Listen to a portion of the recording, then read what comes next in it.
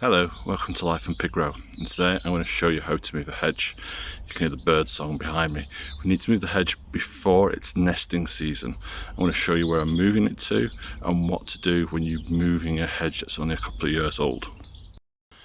My neighbour has put up a new shed last year and we took down the fence between us, and he's agreed for me to put a hedge up against the fence to screen it. So I've got a hornbeam hedge up the top of the garden that's only a couple of years old that I can move and place in here, and it'll run all the way up to the greenhouse, and I'll show you now where the hedge is. So this is the hornbeam hedge that cuts across the garden, which I planted a few years ago when we had different plans for the top of the garden. We've decided since to change our plans, which is what happens with gardening, and this hedge is really surplus now, so it's about reusing what we have. You can see it's not that thick, so it should be relatively easy to get out. So Carol's just going to dig some of them out, and I'm going to show you what to do with them next. Digging out is relatively easy. You just go around the plant in a square or a circle. Don't worry if you sever any roots, because I'm going to show you what to do next. This is a piece of hedge that's just come out, roots and all.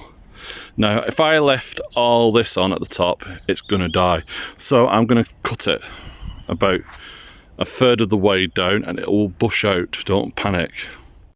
So I've made a slanting cut, leaving just a third of the plant left, and now I'm going to pop it into a bucket of water until I plant it in the ground. It's important you do that, stops it from drying out. So as you can see, there's my cutting that I've dug up, ready to dig in. So I'm going to just dig a hole now, and I'm going to show you how to do it. We're going to stagger the row, you can see it there. So you go 1, 2 in a triangle, going up in the hedge to get a nice thick hedge. The bare-rooted hedgerow plant is in the hole that I've dug for it. It should be at the original level it was in the ground, and then it's just a matter of firming it up.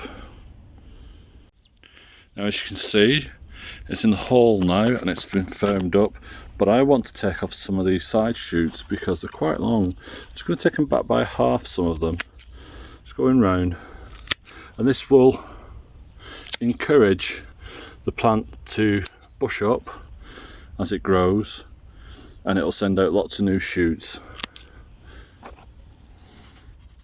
If you have really long roots and you're worried about getting them in the hole, then don't be afraid to just snip them off. It'll encourage more fibrous roots, so you don't have to worry so much, as long as it's got a good root ball on it. So that's the hedge transplanted down and cut down hard. I'm going to go down the sides now, cut down anything that's overhanging the path to be, and also make it grow a bit bushier by doing so. So I showed you that earlier in the film, what to do, just cut back the side branches by half. So like any freshly planted plant, give it a good soak.